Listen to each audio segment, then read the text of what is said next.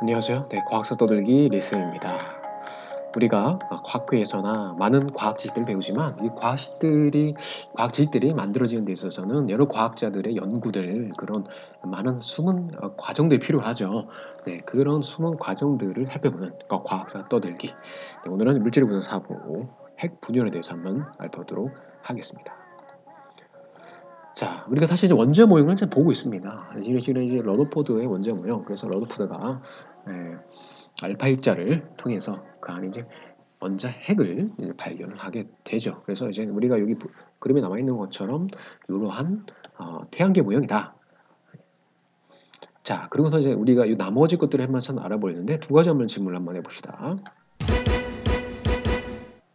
첫 번째, 이 노란색 입자는 뭐냐? 네, 그 다음에 핵은 과연 쪼개질 것이냐? 핵은 발견했는데 그 핵은 또 쪼개질 것이냐? 자, 그리고 이 노란색 입자는 뭐냐? 자, 이거에 대해서 한번 하나씩 보도록 합시다. 자, 첫 번째, 일단은 사실 이제 그 노란색 입자는 여러분이 알고 있을 겁니다. 사실 이제 중학교 때 배웠던 학교에서 배웠던 것처럼 이 중성자죠. 네, 중성자. 이 중성자가 아무래도 여러분이 알고 있던 것처럼 이 러더포드는 이 중성자를 예언을 합니다.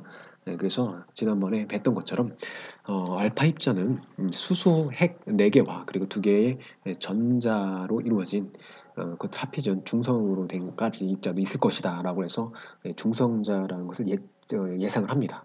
네, 그것들을 이제 발견하는 것이 사실 이제 이 중성자 발견인데요. 한번 어떤 과정이 숨어져 있는지 한번 보도록 합시다. 자, 첫 번째 1930년도에 발터보테 그리고 베커. 이 베커는 사실 사진이 없더라고요. 그걸 못 넣었어요. 는 이 플루톤에서 나오는 이 알파 입자가 이 알파 입자를 베릴륨에 쏘았을 때에 이렇게 베릴륨에 쏘았을 때에 다른 원소에서는 볼 수 없던 강력한 감마선이 나오는 것을 관측을 했다. 이렇게 나오는 게 감마선이다라고 이제 얘기를 했었죠. 자, 이러한 실험들을 가지고 이렌 줄리오 큐리와 프레드릭 줄리오 큐리가 실험을 하게 되는데요. 이렌 줄리오 큐리는 여러분이 알고 있는 이 마르 큐리, 큐리 부인의 딸이고요. 프레드릭 줄리오 큐리는 이 큐리 부인의 사위가 되겠죠.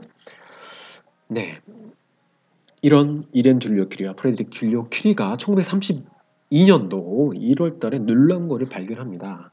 아까 얘기했던 보테와 베커가 관찰한 이 감마선 실험을 하던 도중에 요 앞 그 사이에다가 파라핀과 물, 셀로판 등과 같은 수소를 포함한 물질을 삽입을 시켰더니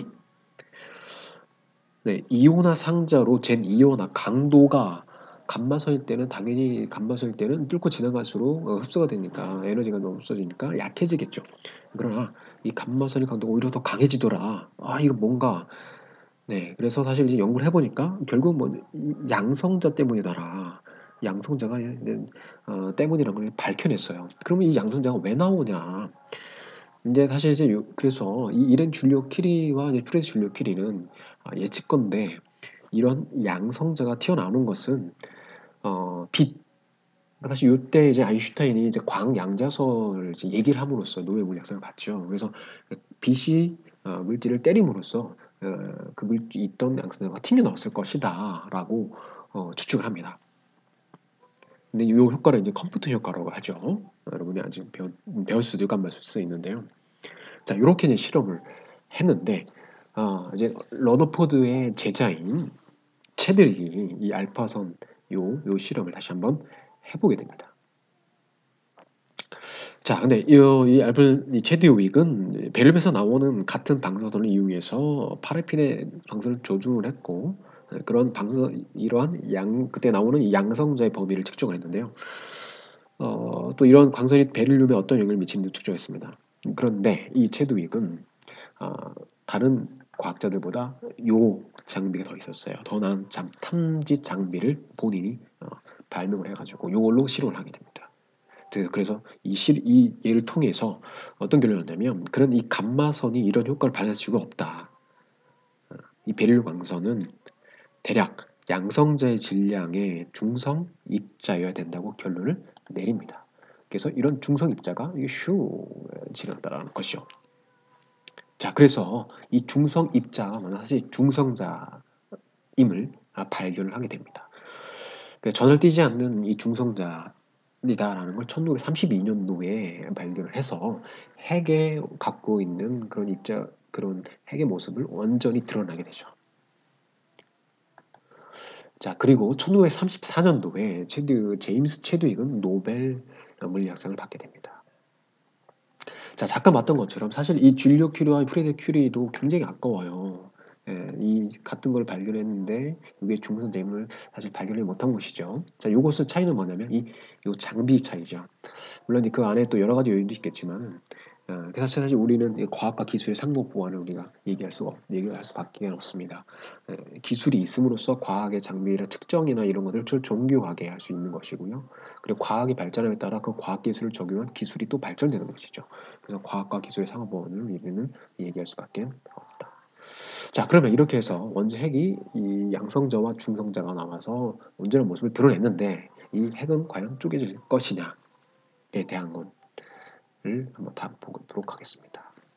이 원자 핵이 쪼개진 자, 이 원자 핵의 쪼개짐에 있어서 먼저 러더포드 먼저 얘기를 한번 해보고 그러면 이와 같습니다. 러더포드는 1927년도에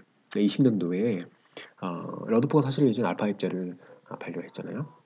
그리고 전자 또 양성자도 전자는 이제 톰슨이 발견했고 양성자도 러더포드가 발견했는데 이 양성자와 이 전자 또 알파 입자를 인공적으로 가속시키는 방법을 찾고 싶다. 1927년도에 알파 입자와 전자를 가속할 수 있는 입자 가속기에 대한 관심을 촉구를 했습니다. 네, 그리고 1927년도에 들어서 많은 공학적인 배경을 갖고 있는 학생들이 들어오게 되는데 오늘의 주인공인 존 코크로프크와 그리고 어니스 윌튼도 이때 들어오게 되죠.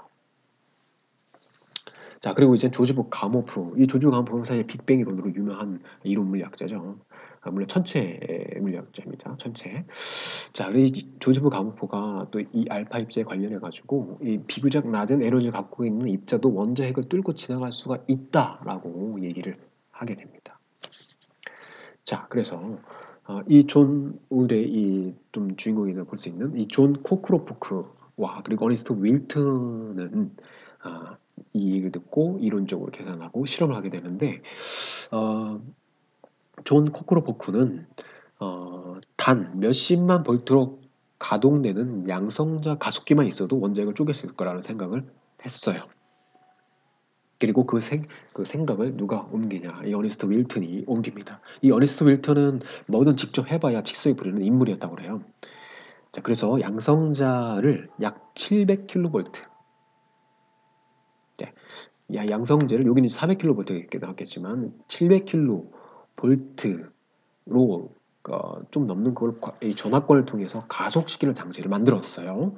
그리고 이 가속시키는 이 양성자가 나와서 가속이 돼서 어디 붙이냐면 리튬에 붙입니다. 이 리튬에서 붙였을 때 이 나오는 것들을 이제 이 마이크로스코프와 이런 것들을 관찰을 하게 되는데 이때 윌튼은 방사성으로부터 몸을 보호하기 위해서 나무로 된 상자 안에 들어가서 있었다고 그래요. 자, 그때 윌튼이 사실 이 실험 광경을 보고서 어떻게 얘기하냐면 현명 속에는 근사한 광경이 펼쳐지고 있었다. 수많은 섬광은 마치 까만 밤하늘의 별들이 잠깐씩 빛을 내다 사라지는 모습을 방불케 했다. 자, 그리고 이것을 본 러더포드는 저것들이 내게는 알파 입자처럼 굉장히 보이는군 이라고 얘기를 합니다. 사실 이제 요것들을 이제 분석을 해보니까 어떻게 되냐면 리튬 속에 들어온 이 양성자가 잠깐 리튬 핵과 결합을 해가지고 들어간 거예요. 핵과 결합을 해서 이 양성자 4개를 갖고 있는 베릴륨 핵을 만들고 그 다음 베릴륨 핵이 2개의 헬륨 핵으로 쪼개졌다. 자, 그래서 코크로프와 윌턴 팀은 인공적으로 원자를 가속시켜 원자핵을 변화시키는 혁신적인 연구를 하게 됩니다. 그래서 핵을 인공으로 쪼개는 걸 하게 되고요.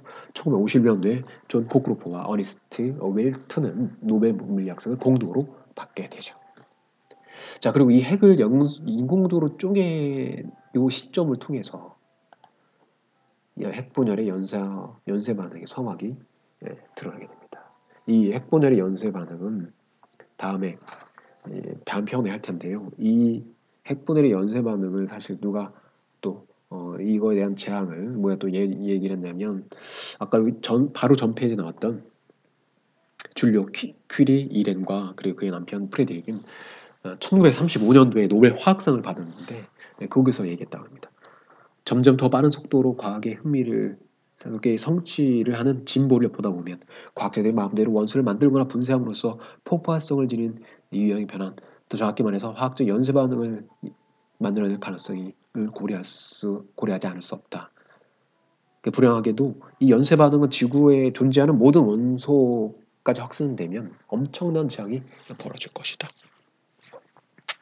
자, 이렇게 얘기하고 불과 10년도 채 되지 않아서 최초의 원자 핵폭탄이 터지게 됩니다.